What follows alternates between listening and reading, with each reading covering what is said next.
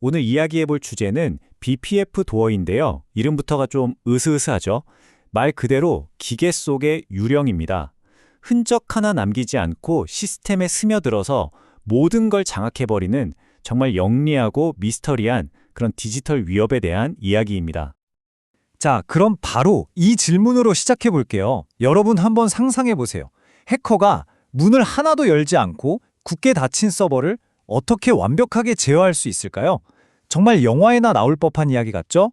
바로 이 불가능해 보이는 일을 가능하게 만드는 악성 코드 BPF 도어의 핵심 미스터리를 오늘 함께 파헤쳐 보겠습니다. 그럼 이 보이지 않는 침입자, 그 정체부터 한번 알아볼까요? 네, 범인의 이름은 바로 BPF 도어입니다. 이 BPF 도어라는 이름, 사실 여기에 큰 힌트가 숨어 있어요. BPF는 버클리 패킷 필터라는 기술의 약자고요. 도어는 우리가 아는 그 백도어, 즉 뒷문을 의미합니다. 그러니까 이름 그대로예요. 리눅스 시스템에 아주 교묘하게 비밀 뒷문을 만들어서 원격으로 시스템을 조종할 수 있게 하는 악성 코드인 거죠. 아니, 근데 왜 이게 그렇게 잡기 힘든 유령 같은 존재일까요?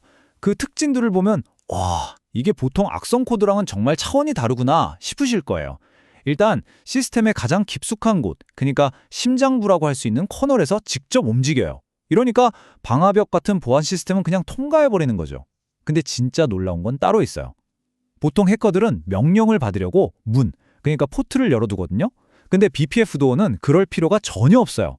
대신에 암호가 담긴 비밀 신호, 이걸 매직 패키지라고 부르는데 이게 오기만을 아주 조용히 숨죽이고 기다리는 겁니다.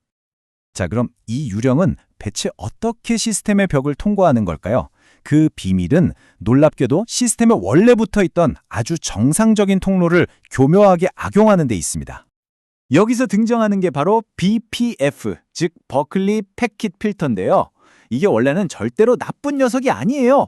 오히려 시스템 관리자들이 네트워크가 건강한지, 어디 아픈 데는 없는지 확인할 때 쓰는 뭐랄까, 의사의 청진기 같은 아주 유용하고 합법적인 도구입니다.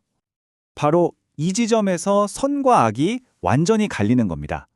시스템 관리자한테 이 BPF가 환자를 진단하는 청진기였다면 BPF 도어한테는 이게 모든 대화를 엿듣는 도청장치로 돌변하는 거죠.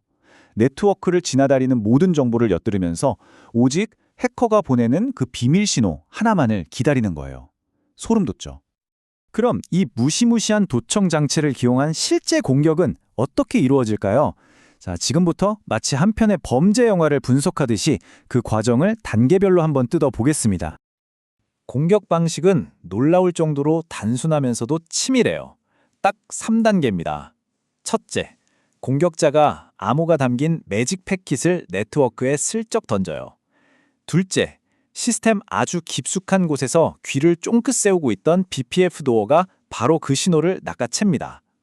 그리고 마지막, 이게 핵심인데 악성 코드가 안에서 밖으로, 그러니까 공격자한테 직접 전화를 거는 거예요. 준비됐습니다. 들어오시죠. 하면서 제어권을 통째로 넘겨주는 거죠. 바로 이 방식, 이걸 리버스 쉘이라고 부르는데 이게 BPF 도어 공격의 진짜 핵심입니다. 한번 생각해 보세요. 보통 해킹은 해커가 밖에서 안으로 방화벽이라는 튼튼한 문을 억지로 열려고 시도하잖아요. 근데 이건 완전히 반대예요. 이미 안에 들어가 있는 스파이, 즉 감염된 서버가 밖으로 해커에게 전화를 걸어서 들어오세요 하고 문을 활짝 열어주는 셈이죠. 방화벽 입장에서는 어떨까요? 내분리건이 밖으로 나가는 건 보통 의심하지 않죠. 그렇기 때문에 이 공격이 정말 막기 까다로운 겁니다. 이 과정을 기술적으로 조금만 더 깊게 들여다보면 와, 정말 혀를 내두를 정도입니다. 먼저 이 악성 코드는 자기 프로세스 이름을 바꿔요. 아주 평범한 시스템 파일인 척 위정하는 거죠. 완벽한 스파이로 변신하는 겁니다. 그런 다음에 BPF라는 아주 거대한 그물을 네트워크 전체에 쫙 펼쳐놓고 오직 매직 패킷이라는 특정 물고기만 잡으려고 기다리는 거예요. 그러다 신호가 딱 잡히는 순간 스스로 방화벽 규칙을 살짝 바꿔서 자기만 빠져나갈 수 있는 비밀 통로를 만들고는 유유히 공격자와 연결되는 겁니다. 정말 치밀하죠? 자, 이렇게나 영리한 공격에 대해 알아봤으니 이제부턴 더 중요한 이야기를 해봐야겠죠? 바로 이 무시무시한 유령을 막아내 디지털 요새를 우리는 어떻게 구축할 수 있을까 하는 문제입니다. 방어 전략은 크게 두 가지로 나눠볼 수 있어요. 하나는 이미 우리 집에 들어와 버린 도둑을 잡아내는 탐정의 역할, 그리고 다른 하나는 애초에 도둑이 담벼락조차 넘보지 못하도록 성벽을 아주 튼튼하게 쌓는 건축가의 역할입니다. 만약 우리 시스템이 감염된 것 같아? 라는 의심이 든다면 이대 탐정이 될 시간입니다. 우선 범인의 몽타 주격인 IOC, 즉 침해 지표를 가지고 시스템을 샅샅이 뒤져야 해요. 그리고 분명히 문은 다 잠가놨는데 이상하게 밖으로 나가는 발자국, 즉 비정상적인 트래픽이 없는지 눈에 불을 켜고 감시해야 합니다. 또 우리 집안의 가구 배치, 즉 파일들이 몰래 바뀌지는 않았는지 정기적으로 무결성 검사를 하는 것도 필수고요.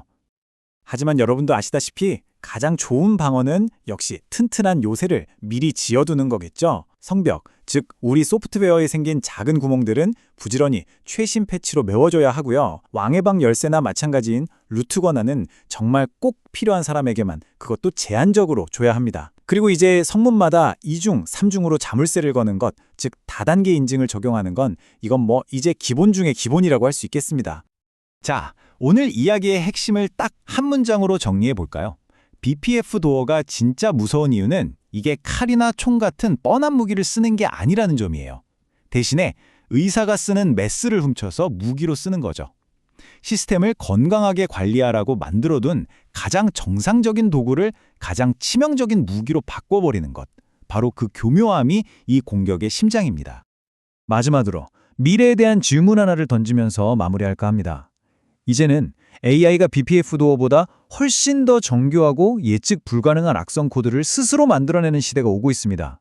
이렇게 기계 속 유령들이 점점 더 똑똑해지고 강력해질 때 과연 우리의 디지털 요새는 어떻게 또 얼마나 더 진화해야만 그들을 막아낼 수 있을까요? 한 번쯤 깊이 생각해 볼 문제입니다. 오늘 이야기는 여기까지입니다.